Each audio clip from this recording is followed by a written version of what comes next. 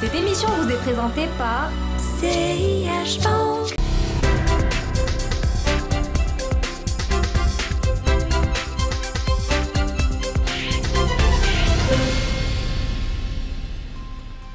Mesdames, Messieurs, bonjour, bienvenue dans ce nouveau numéro de l'Hebdo des marchés qu'on consacre cette semaine au marché monétaire avec ce changement des pondérations des devises qui rentrent dans le calcul du panier dirham. Nous aurons avec nous Brahim Sntisi, fondateur du cabinet de conseil CGFIC Consulting, cabinet spécialisé en finance de marché, en finance d'entreprise ainsi qu'en finance islamique. On connaît le cabinet CGFIC pour plusieurs de ses corps de métier dans les études stratégiques et opérationnelles qu'il réalise, mais également dans l'accompagnement des entreprises portées sur l'international, notamment dans la gestion du risque de change et de matières premières. L'idée est de décortiquer cette décision conjointe entre le ministère des Finances et Banque Maghreb pour mieux en comprendre les enjeux futurs.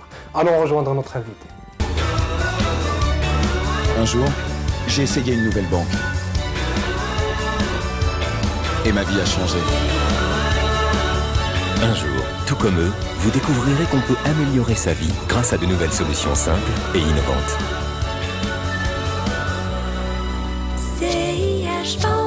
La banque de demain, dès aujourd'hui. Si Brahim Sntisi, bonjour. On voudrait rappeler aux gens qu'est-ce qui s'est passé et qu'est-ce qui se passait avant. Pour vous parler de ça, moi j'aimerais d'abord commencer par vous parler de ce qu'on appelle le régime de change. Le régime de change, en fait, en gros, à travers le monde, vous avez deux grandes catégories. Vous avez soit des régimes de change flottants, soit des régimes de change fixes. Et dans chaque type de régime, on a plusieurs variantes. Régime de change flottant, c'est le plus facile à comprendre, c'est en fait la devise, elle fluctue librement avec l'offre et la demande sur la devise. C'est le cas par exemple de l'euro, du dollar américain ou du yen japonais. Dans le Maghreb, ce qu'on a, c'est un régime de change qu'on va appeler fixe, mais qui est, on va dire, indexé sur un panier de devises. Pourquoi est-ce qu'on va choisir un régime de change fixe ou la flottant?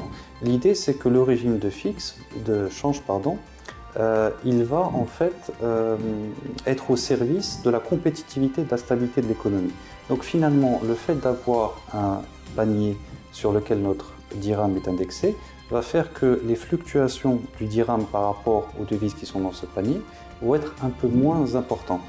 Un exemple, si on avait un panier qui était 100% euro, on aurait un taux de change qui serait constant par rapport à l'euro. De par, on va dire, historiquement, les échanges du Maroc étaient très portés sur l'euro. D'accord ? Donc forcément, avant, on avait, jusqu'à lundi, une composition du panier qui était de 80% euro, mais au fil du temps, nos échanges extérieurs ont évolué. On a commencé de plus en plus à avoir des flux vers, par exemple, l'Amérique latine, vers les pays asiatiques, vers la Chine, vers la Russie. Ce qui fait que cette composition du panier était en décalage par rapport à nos, on va dire, échanges extérieurs actuels. Et donc, on est depuis lundi à un panier qui est 60% euros et 40% dollars. Et donc, quel serait l'impact sur le cours du dirham vis-à-vis de ces devises? Sur le cours du dirham, il n'y a pas un impact direct. Par contre, sur la variation du dirham, le dirham va varier beaucoup moins avec l'euro et beaucoup plus avec le dollar. Si vous voulez, un investisseur de l'Union européenne, avant, il pouvait se dire, si j'investis en dirham, c'est un peu comme si j'investissais en euros. Là, c'est différent. Le dirham va un petit peu s'écarter de l'euro et être plus proche du dollar. Je vous donne un exemple concret. Avant, avec l'ancienne composition du panier, la variation du dirham par rapport à l'euro, donc la volatilité du dirham par rapport à l'euro, était 5 fois inférieure à la variation de l'euro par rapport au dollar. Donc vous voyez, on avait quand même, les importateurs-exportateurs avaient une certaine sécurité naturelle parce que quelque part ça ne variait pas beaucoup. Là aujourd'hui, par contre, on va avoir une variation qui est beaucoup plus importante, d'où effectivement la nécessité pour ces personnes-là de aller un peu plus vers des stratégies de couverture de change, même s'ils sont sur de l'euro, alors qu'avant, c'était beaucoup moins d'actualité. Très bien, on va y revenir aux importateurs et aux exportateurs, mais là, est-ce qu'avec ce changement de panier, le dirham devient une monnaie un peu plus liquide, le fait de le rallier un peu plus au dollar, non? Alors, peut-être que ce que vous entendez par liquidité, c'est convertibilité. Voilà, c'est la convertibilité. Alors, il n'y a pas d'impact aujourd'hui direct sur la convertibilité. Par contre, dans le communiqué du ministère des Finances et de Banque Maghreb, il est question d'un premier pas dans un processus pour rendre le régime de change plus flexible. Alors, quel est le régime de change le plus flexible qui soit? c'est un régime de change flottant, comme on a dit, et une convertibilité totale de notre devise. Alors aujourd'hui, je ne pense pas que notre pays soit prêt pour ça, mais c'est bien de construire en fait les marches pour y arriver. Pourquoi on n'est pas prêt? Parce que si aujourd'hui tout de suite on a un dirham qui est convertible, mécaniquement on va avoir une dévaluation du dirham, ce qui va faire que comme on est structurellement importateur, on va avoir une balance des paiements qui va être de plus en plus déficitaire. On va avoir au niveau des produits importés, ils vont nous coûter plus cher. Donc, on va avoir une inflation qui va augmenter, on va avoir une perte du pouvoir d'achat, donc ça a beaucoup d'impact. Alors, c'est vrai que d'un autre côté, il ne faut pas dresser un tableau noir, d'un autre côté, nos entreprises seraient plus compétitives. Au niveau de l'investissement, ça serait plus attractif parce qu'on aurait des actifs un peu moins chers.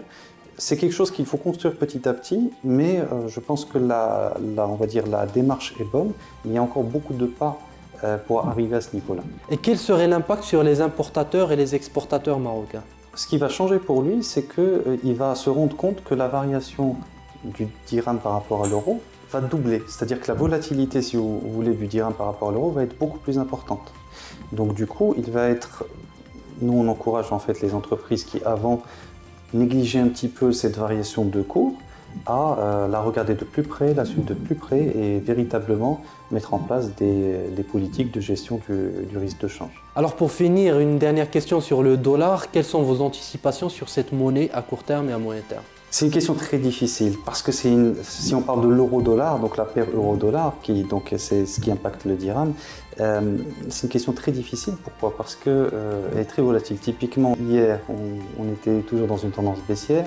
À partir de 13 h aujourd'hui, on a eu des chiffres américains qui sont sortis, le dollar a sensiblement augmenté. Maintenant, ce qu'on peut dire, c'est que la tendance globale est plutôt haussière pour le dollar, baissière pour l'euro. Pour plusieurs questions, pour plusieurs, on va dire, raisons plutôt, c'est quoi? C'est que d'une part, en fait, au niveau des États-Unis, on a une croissance qui est en train de reprendre. On est en train de parler, donc la Banque centrale américaine est en train de réfléchir à augmenter ses taux. Donc une augmentation des taux est de nature à faire augmenter la devise. Et cette augmentation des taux, selon les analystes, est prévue au cours de cette année, peut-être juin, peut-être septembre. Alors que dans le même temps, au niveau de l'euro, qu'est-ce qu'on a? On a la Banque centrale européenne qui a commencé à faire une injection massive de liquidités. Et donc du coup, dans un contexte où effectivement l'économie européenne est en berne, où on a une inflation européenne très faible, donc du coup, cette injection de liquidités est de nature un peu à diminuer la valeur de l'euro, avec en plus, dans un climat d'incertitude sur la dette grecque. Donc finalement, tout ça pousse à se dire que logiquement, on devrait voir une continuation de la baisse de l'euro et de la hausse du dollar. Brahim Sintisi, merci infiniment pour ces réponses. J'espère qu'on vous retrouvera très prochainement, notamment dans vos autres activités concernant vos études sur l'activité de la Bourse de Casablanca. Quant à vous, chers internautes, j'espère que cette évolution dans notre devise nationale est un peu plus compréhensible après ces explications et je vous donne rendez-vous très prochainement pour un nouveau numéro de l'Hebdo des marchés. Merci. Merci.